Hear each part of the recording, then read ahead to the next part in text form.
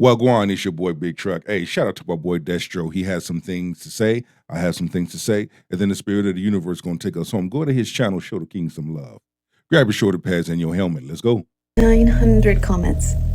900 comments from men saying that they will never open their heart to a woman again.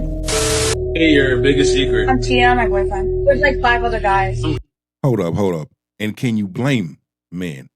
When you really sit back and rewind the tape, can you blame men? You know how many good men have gotten taken advantage of and used and abused that didn't deserve it? Oh, he doesn't know. Because I have a separate account. Well, why not just break up with your boyfriend?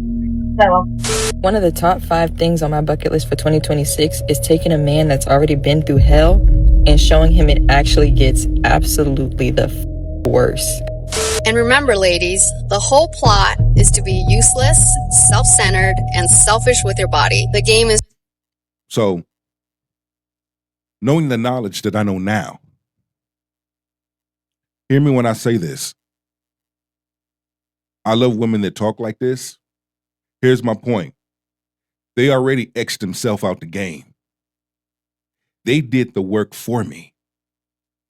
When you are of a certain stature and you know who you are and whose you are in a season of your life and you embrace that and you walk in that, women like this ain't gonna face you. You're gonna look past women like this. You're gonna look through women like this. Do less, give less, and require more. We can't take anymore. I don't know who needs to hear this, but if your man is paying for rent, it doesn't mean he's providing for you. You would have had to pay for rent with or without you there. With or without you there. I need the men in my DMs to understand I'm gonna ask for some money. I'm gonna always ask for some money. The first day we meet, the first message you send, I'm gonna ask for some money. You are a damn lie. You fake ass. A large number of women go on these TikTok videos acting like they Billy Badass. I'm gonna ask for some money. You ain't gonna ask for shit. Cause you will sit up there and let Pookie and Ray Ray smash. And they ain't giving you nothing. And you ain't asking him for nothing. Stop it. Stop with the game playing. Stop with all the fake talk. You ain't as hard as you think you are. Making videos for attention, likes, and views. Player to player, pimp to pimp. My body count was 2 when I broke up with my ex. My body count is now 19.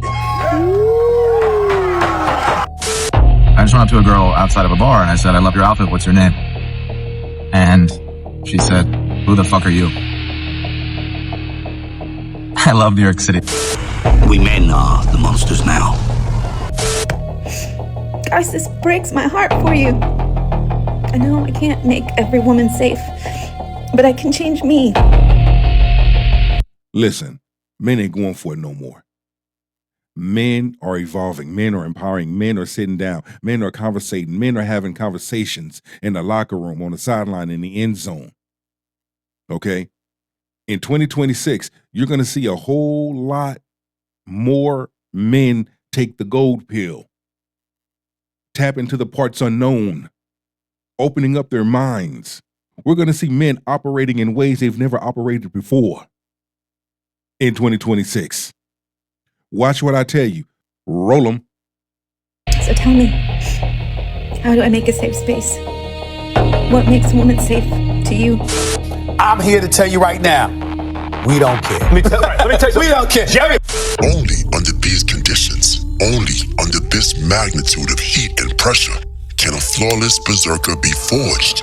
Understand this, for the dark berserker, his cold shoulder of indifference, his removal of female attention, and ritualized finessing. In fact, a true dark berserker doesn't earn his cobra wings until an unruly succubus swallows her first Xanax pill. You see, unlike many of us, my brothers, peace is not enough for him. The recurring nightmares of $3,000 a month burned on Steve Harvey-inspired courtship rituals. Weeks of quote-unquote intentional dating stages. All this punishment to... And what's been happening and what we have been seeing for years, men have been getting punished, bashed, disrespected, emasculated And now, with platforms like mine, Destro's, and a few others, men are having that voice. Men's voices are being heard. Men are setting the standard. Men are setting the bar. Men are setting limitations. Men are stating their preference. Men are standing on business and sitting on chrome. But then comes the final insult, the dagger twist. He learns that Felony Leroy, who lives on her block and is still hustling nickel bags of skunk marijuana in 2026, smashed the brakes off her tenderloins for a Blue Mountain Dew and a 7-Eleven hot dog. Yes, my brothers, now you must understand why his so-called peace is not enough. Yeah, again, she'll let Pookie and Ray Ray smash. But you, the good man, you get what they call sympathy cheeks. Pookie and Ray Ray gets unlimited cheeks. As men, as we continue to grow, as we continue to commune, pick up your fucking shoulder pads and your helmet and walk on. Don't be rude. Don't be disrespectful. When you walk away, silence will make a lot of noise to a person that's running a damn mouth. Returns. So now, with his resources reclaimed and being fully recovered from simp chemotherapy, he is on a campaign of pillage and plunder. He seeks justice from the unruly succubus that took his kindness for weakness. In my 14-month marriage, the things that I've learned, I grew. I became stronger. I became wiser. I took the gold pill that opened my mind up to the parts unknown. I talked with this guy 5 to 6 weeks. We went on dates every week. We had deep conversations. He said he wanted the same things as me, the same timeline, we're the same age, and he's like, I'm not gonna waste your time, I'm not gonna cancel you last minute because we both want to find a person and be intentional of dating and all you ain't this. Even crying. And then Crocodile I finally tears. last week, I finally gave in and be intimate with him because I know that's what he wanted, and I felt like, okay, like, this is going well. And then he blocks me. After we had sex once. Savagery. Now look, let me be clear. This is beyond Dark Berserker protocol. This is more like beatation with false representation. This man patiently waited 6 weeks just to smash and dash. And then he literally ghosted her after the first night of sex. But wait a minute though. It behooves me. Because you have some women that would do that exact same thing to men. But they don't like it when it's being done to them. Look, I'm just bringing this behavior to your attention. I definitely don't advise you to follow his footsteps. Because this is definitely one way to get those false allegations popping. But I digress. Like, I know he really wanted to have sex, but like, he didn't have to do all that and pretend to do all that shit. I do get it, and I do understand. And for individuals, man and women, we're not going to sit up here and act like women don't do this exact same thing, because they do. Hey, it's best to be upfront in the beginning. Let an individual know what time it is and what time you want. And let that person make the decision if they want to mess with you or not. I always say, be honest, open, and clear about your intentions.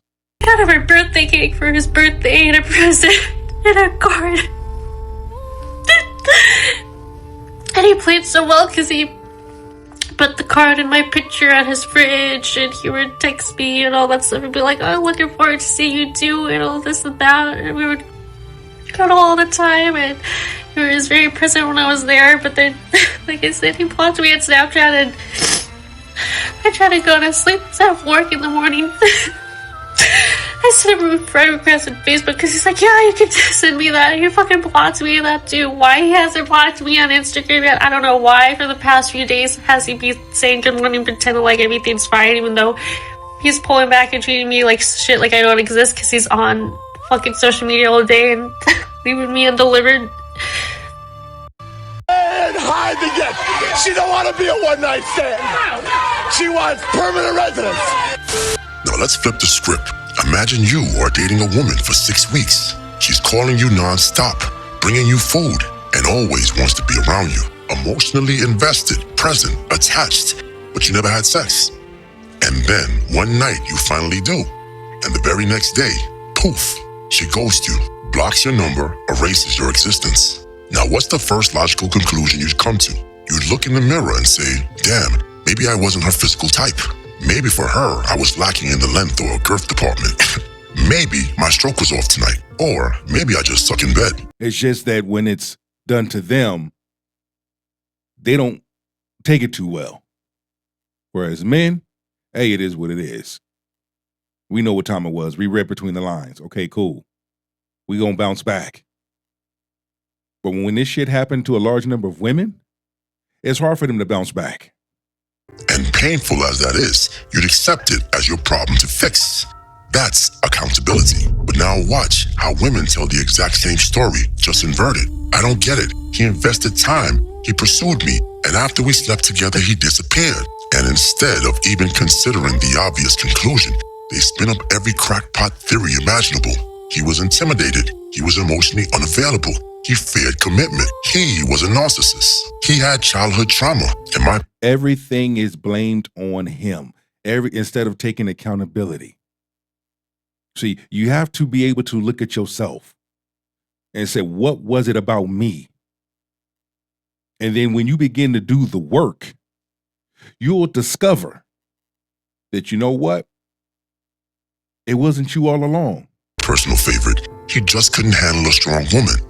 Anything except the one explanation staring them dead in the eyes. Maybe, just maybe, he didn't enjoy having sex with me. You realize that thought never crosses her mind because the narcissism runs so deep.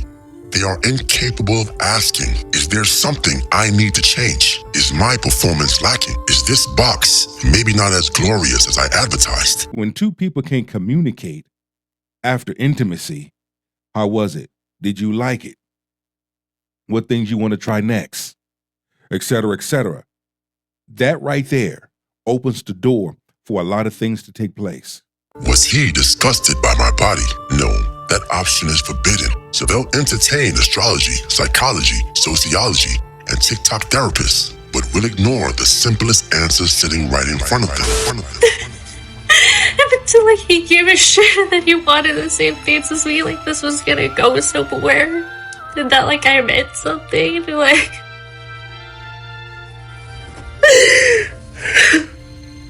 And this is what a large number of women do. In situations like this, they go on TikTok, make TikTok videos, getting validation, getting attention, getting likes and views, getting sympathy, TikTok sympathy. Really? Instead of just looking at yourself, pick up your shoulder pads and your helmet and do some self-inventory. Is anybody else entertained by the fact that the guy that I am actively sleeping with is so disinterested in me and my life that he like never watches my stories, and yet like thousands of other people whom I do not know and am not intimately involved with do? Like, what the hell? Again, you have to look at the types of people you choose. Look at who you're choosing. Look at who you are giving cheeks to. You're giving Pookie and Ray Ray cheek access, but I guarantee you, a good man that wanted to get with you, that not just wanted to sleep with you, but saw something in you and wanted to build with you, you ghosted him. You threw him away. You treated him like shit. You treated him like as an ATM. But then when Pookie and Ray Ray do what they do to you, because that's what they do, now you in your feelings and your emotions. Now you're making TikTok videos. What fucking type of sense does that make?